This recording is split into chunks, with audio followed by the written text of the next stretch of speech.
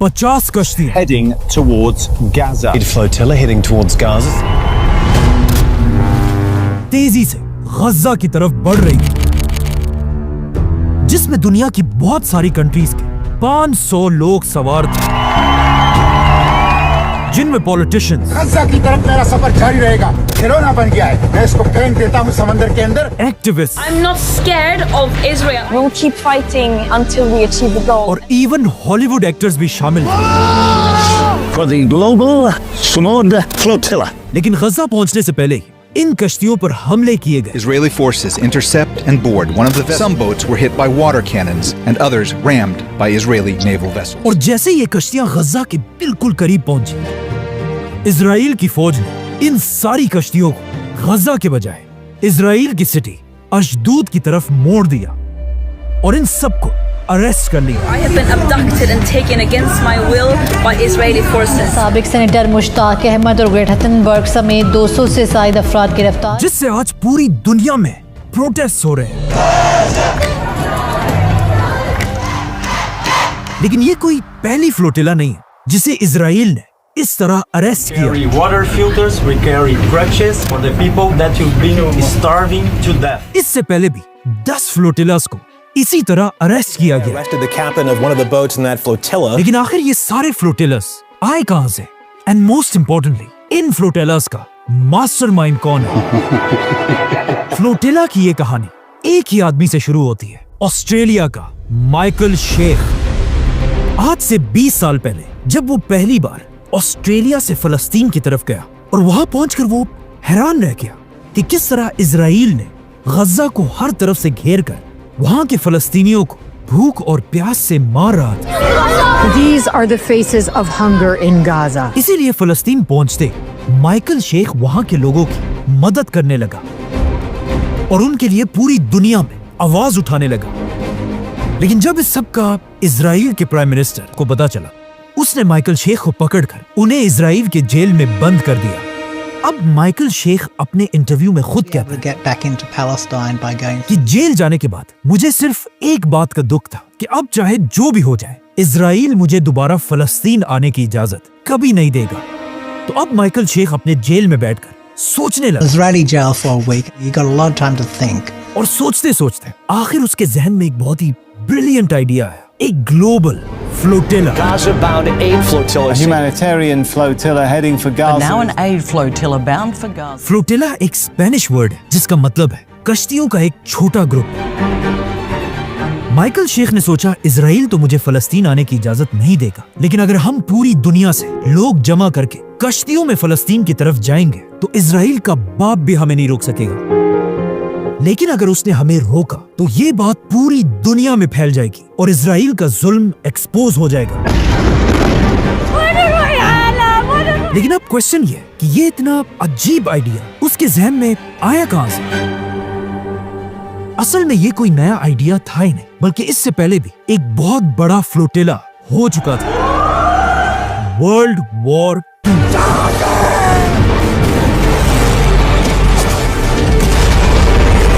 जैसे ही world war 2 शुरू हुई, जर्मनी के हिटलर की ताकत तेजी से बढ़ रही और वो एक के बाद एक मुल्क पर हमला कर रहा था। और पहली बार ऐसा लग रहा था कि अब finally the great British Empire Germany के हिटलर के सामने अपने घुटने टेक देगी, जिससे ब्रिटिश एम्पायर में सारों के हौसले टूट चुके थे। यहां तक कि इवन ब्रिटिश प्राइम मिनिस्टर ने भी हिटलर से डरकर रिजाइन कर दिया। लेकिन जैसे ही उसने रिजाइन किया, अब दुनिया के हालात बदलने वाले थे, क्योंकि ब्रिटिश एम्पायर में एक नया प्राइम मिनिस्टर आया जिसका नाम था चर्चिल।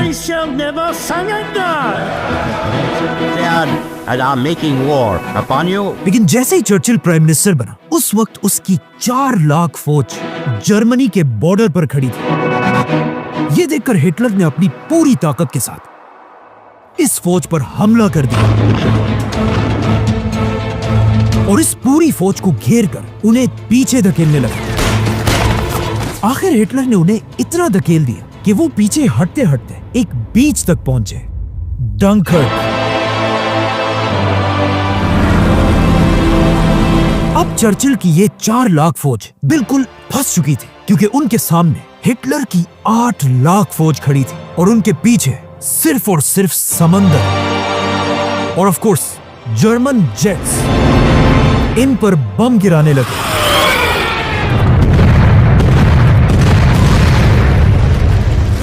ये देखकर चर्चिल अमेरिका से मदद की भीख मांगने लगा, लेकिन जब अमेरिका ने उसकी मदद से क्लियर इनकार कर दिया, अब चर्चिल बिल्कुल मायूस हो चुका था और उसके पास सिर्फ एक आखिरी उम्मीद बची थी, उसके मुल्क की आवाम। चर्चिल ने मजबूरन हर तरफ ऐलान किया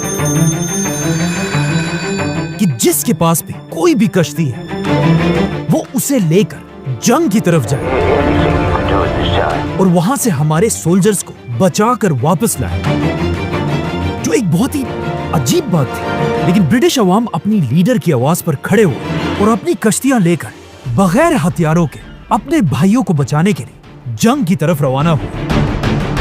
और यहां से दुनिया में पहली बार फ्लोटिला का कॉन्सेप्ट आया। ये आम लोग जंग के बीच में उतरे और अपने सोल्जर्स को बचाकर वापस ब्रिटेन लेकर आए।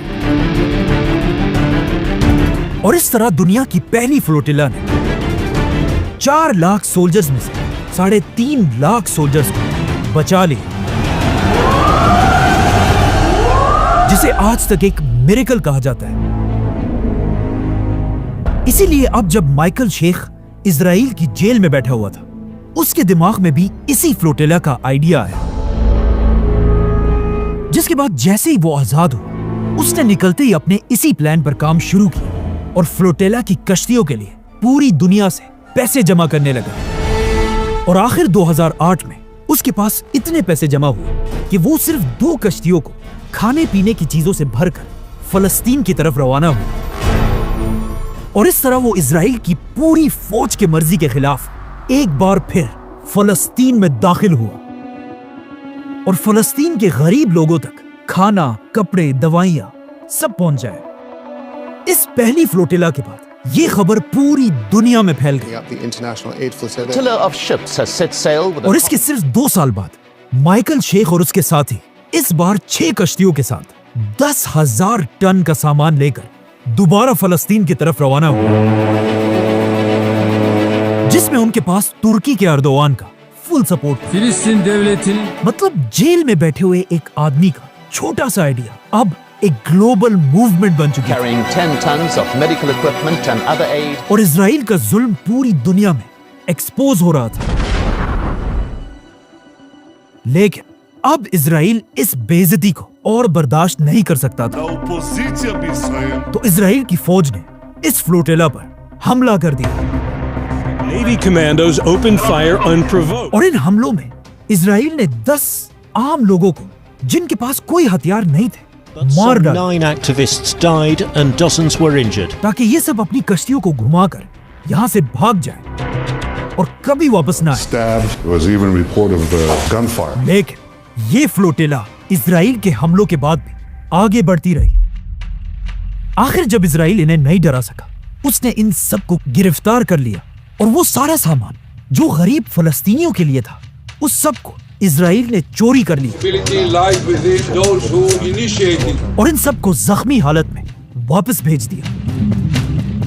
अब इजराइल खुश था, क्योंकि उसे लगा अब किसी में भी इतनी हिम्मत नहीं होगी कि वो दोबारा ऐसी कोई हरकत करे।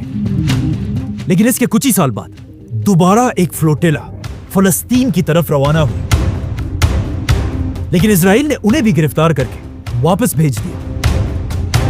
जिसके बाद दोबारा एक फ्लोटिला गई, उन्हें भी अरेस्ट किया गया, जिसके 2 साल बाद फिर फ्लोटिला गई, लेकिन उनके साथ भी वही हुआ। लेकिन फिर भी फ्लोटिला फलस्तीन की तरफ जाते रहे और आखिर आज से 2 साल पहले जब इजराइल ने फलस्तीन पर सबसे बड़ा हमला किया,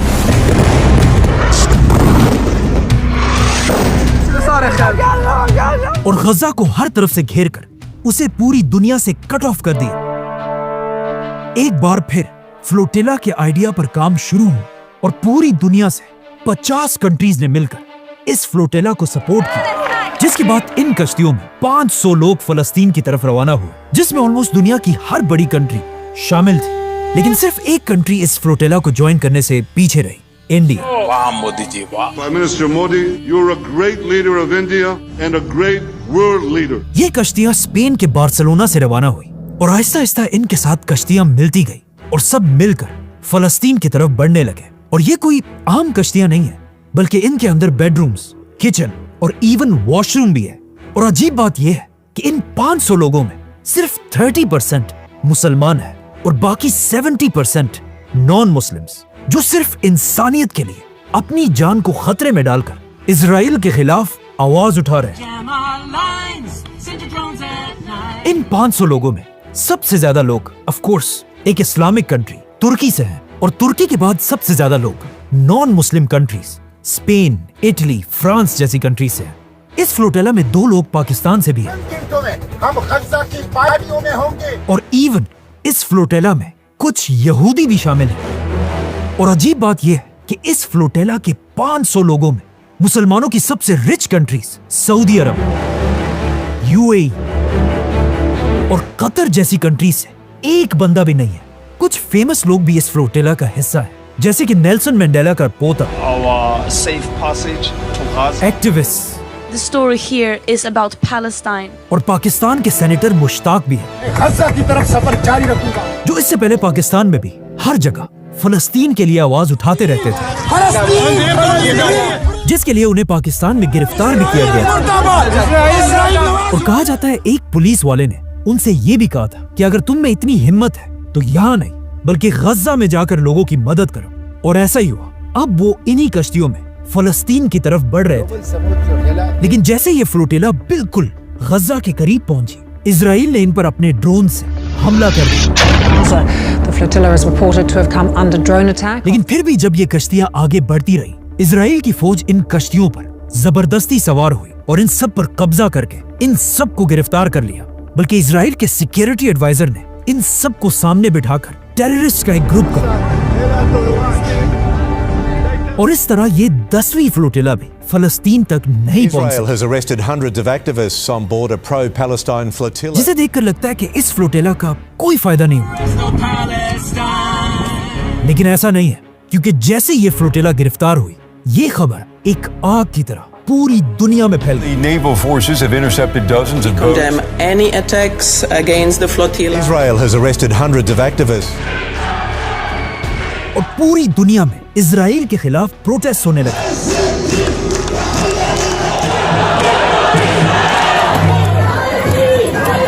और सबसे बड़ी बात यह है कि कहा जाता है अभी से नेक्स्ट फ्लोटिला पर प्लानिंग शुरू हो चुकी है। और अगर ऐसा हुआ तो वो सिर्फ इससे नहीं बल्कि हिस्ट्री की सबसे बड़ी फ्लोटिला होगी, वर्ल्ड वॉर से भी बड़ी। और जब तक ऐसे लोग दुनिया में जिंदा हैं, हमें खुशी है कि हम गज़ा के लिए निकले हैं। इजराइल का जुल्म